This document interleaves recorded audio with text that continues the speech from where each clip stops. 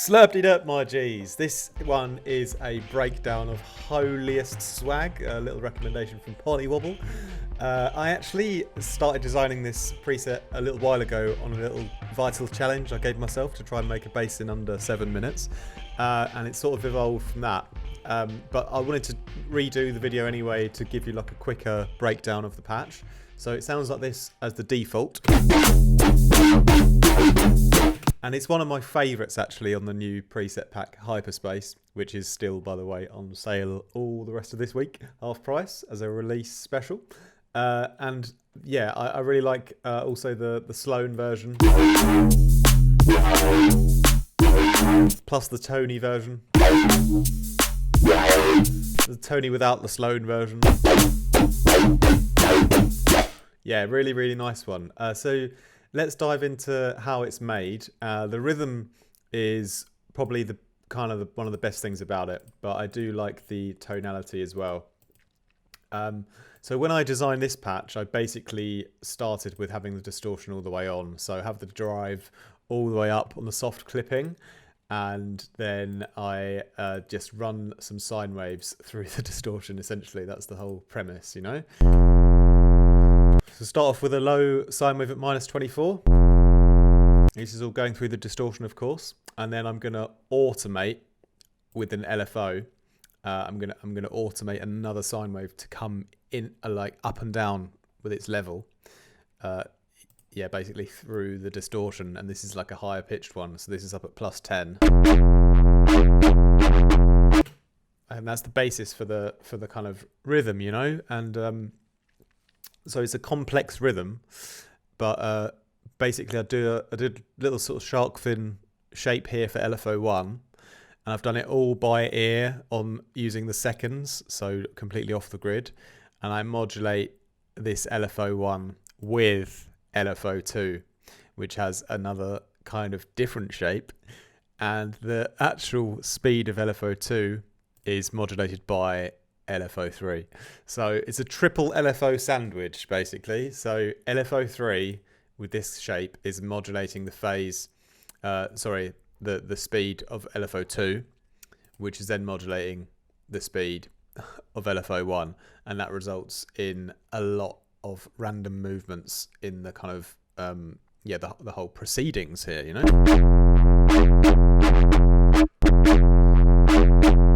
And yeah, all done by seconds, and then sort of fine-tuned it all by ear and played it along with my beat, so it kind of, you know, matches a typical drum and bass speed, you know.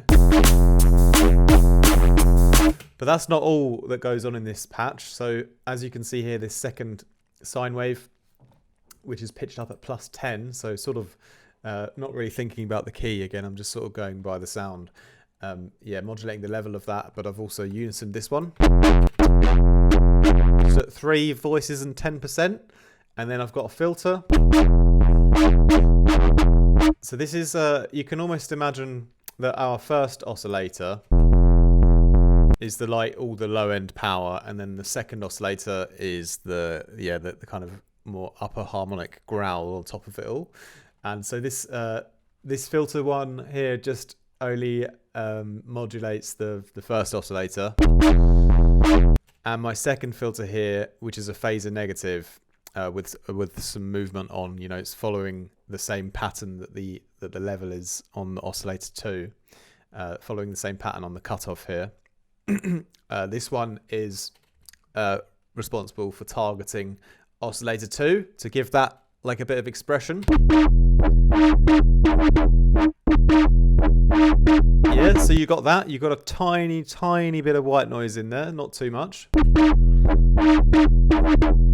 Okay, so we got all this interesting movement and super distorted sine waves with different pitches, and yeah, nice amount of amplitude modulation.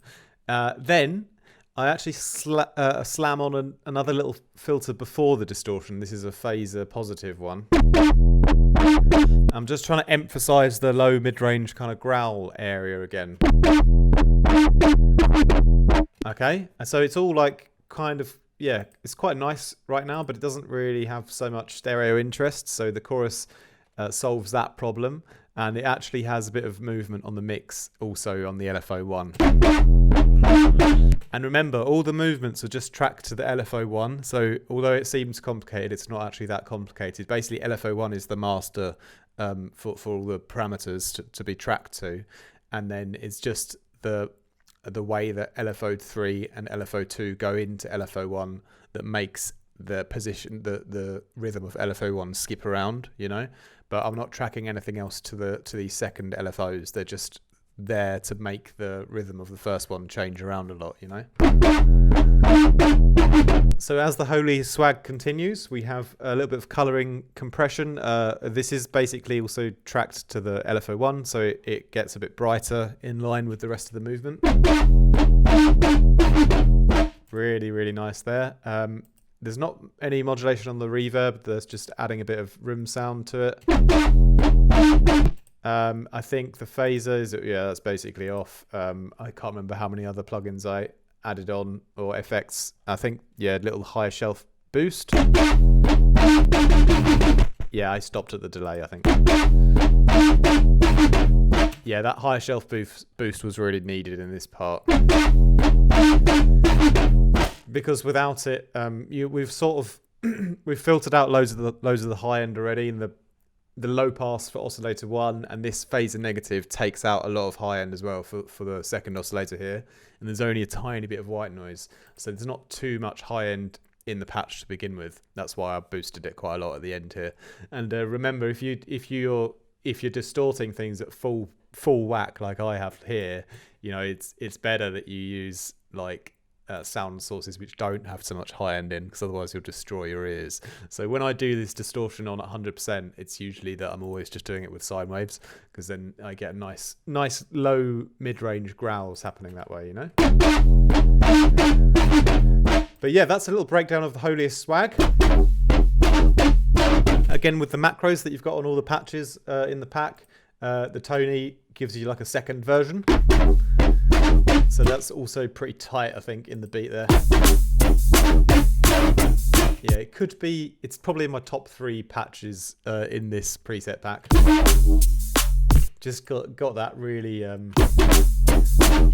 yeah, just, I don't know, sort of like a classic, aggressive, like almost minimal, dark, UK DNB roller vibe. I'm not sure. Let me know in the comments down below how you describe this kind of bass, but it's definitely got a lot of character, I think.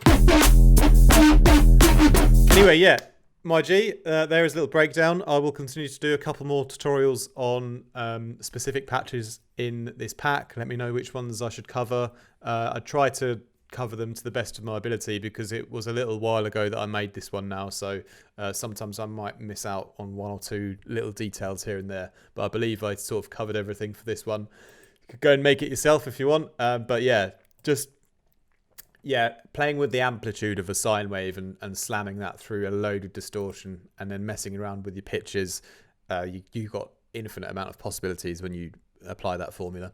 So anyway, thank you for watching, my G's. Have a great rest of your week. More from me soon. Much love.